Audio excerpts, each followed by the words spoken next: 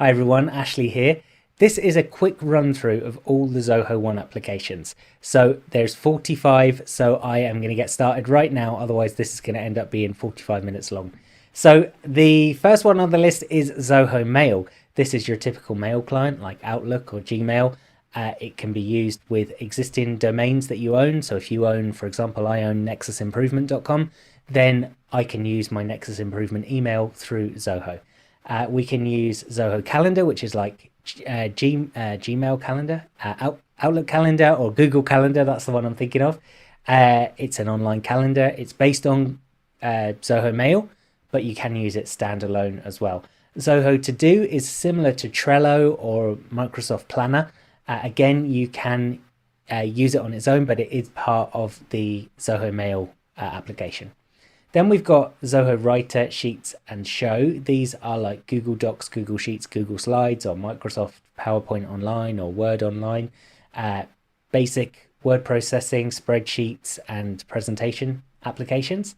Then we've got Zoho Work Drive. So this is like Dropbox or OneDrive or Google Drive. When you start up with a Zoho One account, your business as a whole gets a fantastic 5 terabytes of storage. So that's really good.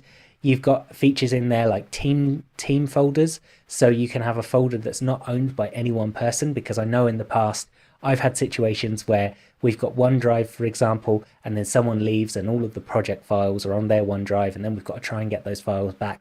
But with a team folder, it's all in one place. There's lots of extra features in there that some of the other applications don't have, as in the mainstream standalone applications like Dropbox and Google Drive, things like that. So that's a really good one. Zoho Forms, fantastic form data capture software. You can use this in conjunction with the other applications as well. For example, you can capture things in your Zoho Forms and have the data passed into your Zoho CRM or wherever you want it to go. So that is a really, really good, really sophisticated form builder. Then we've got Zoho Meetings, which is like Zoom. Zoho Meetings is a great online meeting application. It doesn't have all of the features that Zoom has, but I know that they're working hard to bring in some of the things like breakout rooms, for example. Then we've got Zoho Click.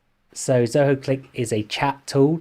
I suppose it's comparable to Slack, and it lets you chat and collaborate within your teams, but you can also have external people included in your chats as well. Zoho Notebook is like Google Keep or OneNote. Then we've got Zoho Booking, which is like Calendly. So you can give people a meeting link and they can book time when it's available in your calendar. That also syncs with Google Calendar or Outlook, your Outlook calendar. So you can make sure that you're only showing times that you're available. Then we've got Zoho Sign, which is like DocuSign or Adobe Sign. It lets you send out documents for signing. This also integrates with the CRM as well, so you can send documents out from the CRM for signing. Zoho Learn, absolutely brilliant application. My business is all about productivity, and one of the things about productivity is standardizing what you do. Zoho Learn is an application. It's like having Wikipedia for your business. All of your business processes can go in there, and everyone knows where to go to find the information.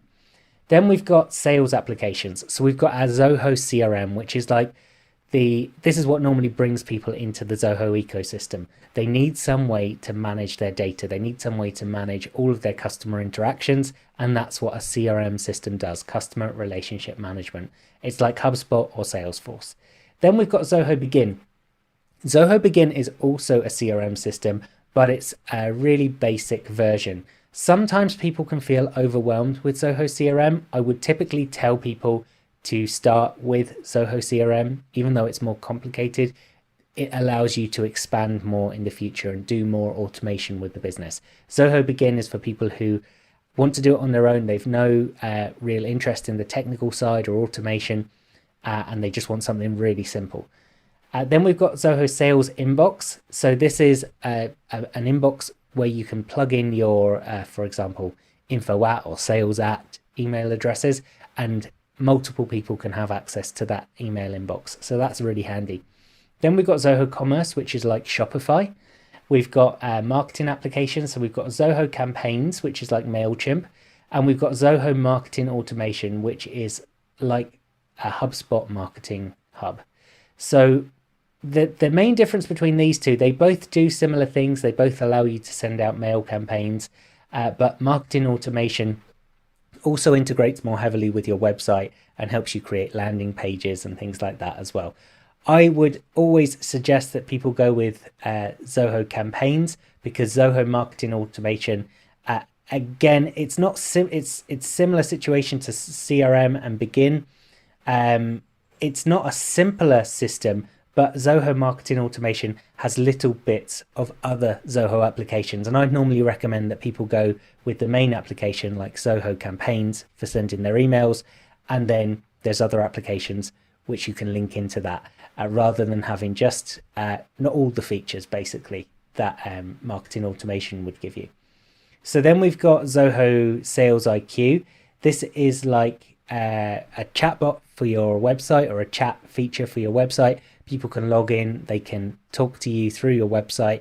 It will also give you stats on how often people have visited your website, which feeds back into your CRM. So you can see if particular customers have been on your website and how long they spent, that kind of thing. Very handy. Zoho Sites is like Wix or Squarespace, lets you set up websites in a nice what you see is what you get kind of editor.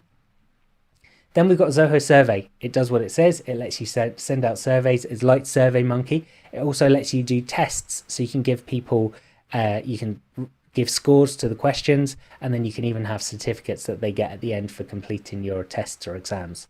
Zoho Social is like Buffer or Hootsuite. It lets you manage your social media accounts all in one place. It lets you post messages.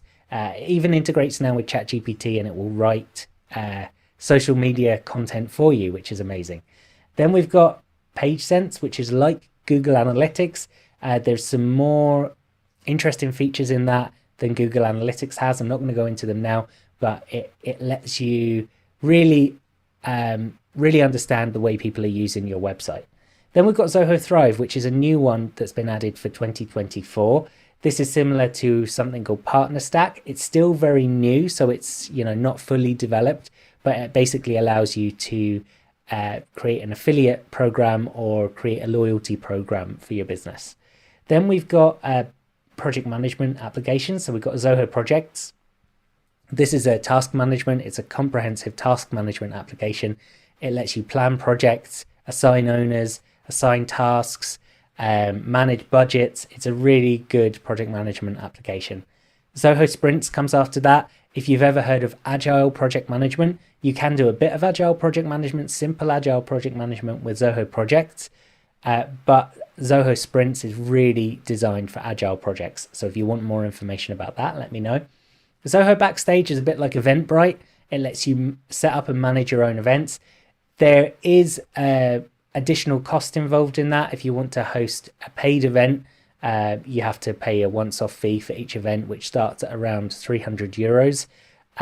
But the focus of that is that you're running events that are paid, that are going to be bringing in a lot more money than you pay to use the management application. So a little bit disappointing that they don't have some kind of free stuff in there compared to the other Zoho applications, but I imagine that there's a reason for that, and they probably need to give more support for those kind of applications. So then we've got finance applications. We've got Zoho Books, which is like QuickBooks or Xero. We've got Zoho Invoices, which is like Invoice to Go. Zoho Invoices is actually a slimmed down version of Zoho Books. Zoho Invoices basically has most of the same features as Zoho Books, but it doesn't connect to your bank account, and it doesn't, or bank accounts, and it doesn't let you manage like bank reconciliation and things like that.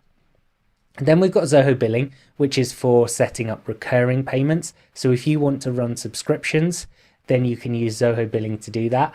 Zoho Books also and Invoices allows you to add payment links onto your invoices. But in all three of these cases, you need a payment provider. So you need a PayPal or you need a Stripe, something like that, to process the payments. These guys don't take a commission on your payments, but obviously the payment provider will. So it's always good to keep that in mind if you're planning to do something like that. Then we've got Zoho Expense, which is an employee expense management application.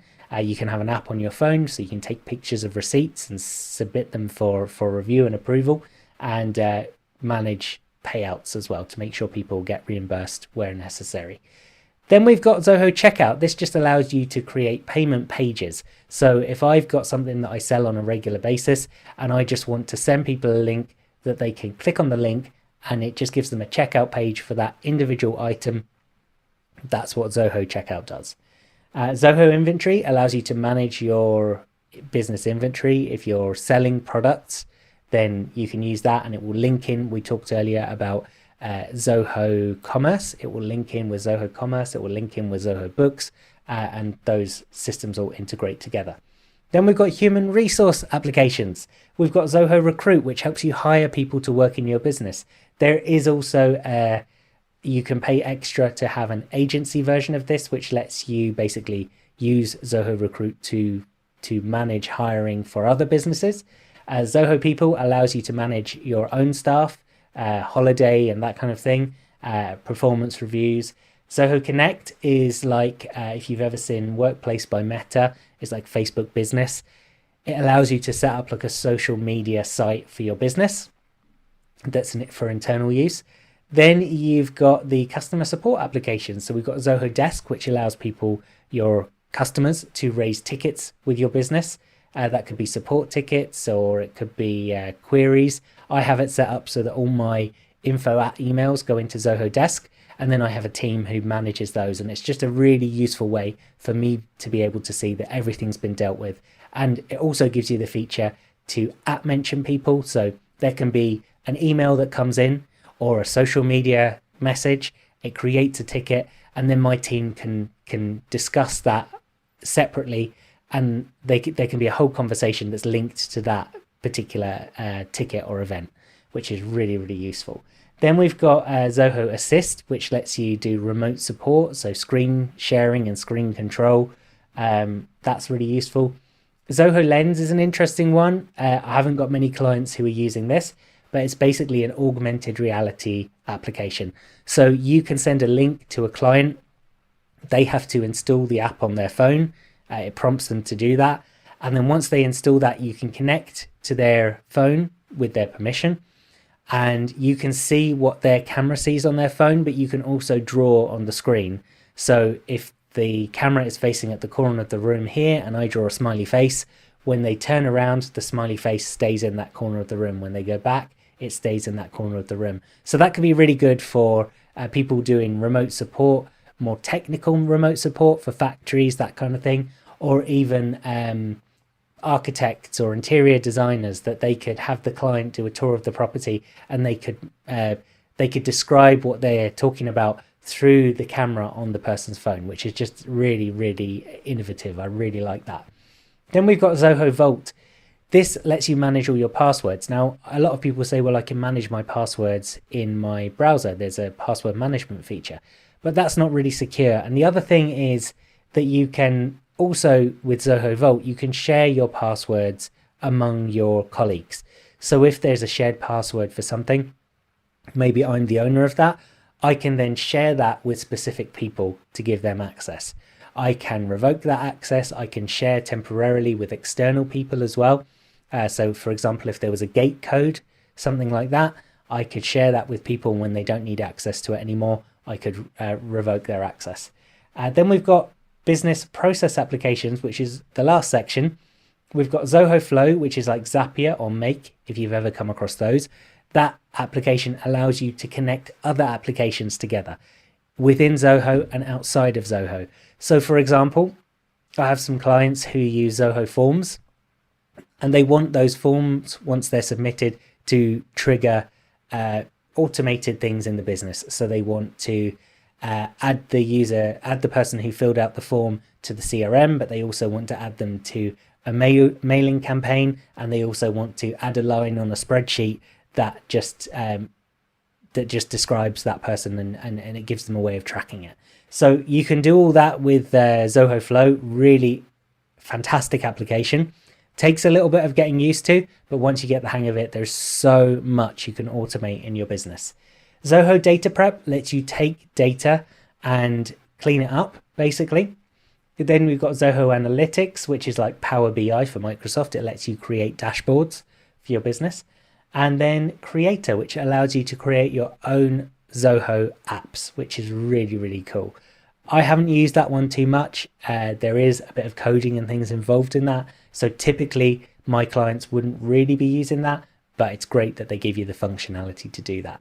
So that's it. And just to add in here as well, I mean, I'm down here at the bottom, costs. It's a no-brainer. For me, it's a no-brainer. Zoho costs from $2.25 a day per user. That's based on all users. You have to commit that all users in the business will have a license. All employees in the business will have a license. And for that price, it's really not difficult. And the productivity gains that you get through this, you can see through using the internal chat tools, from using the business automation. It's just a no-brainer. You're basically paying $2.25 a day to have like a really slick, well-oiled machine. So that's my review of Zoho One Applications. You can check that out on the website there. If you've got any questions, always ask. I'm always happy to help people answer questions about Zoho. I absolutely love the platform, and if you need help setting it up, definitely let me know. Thanks for listening. Bye.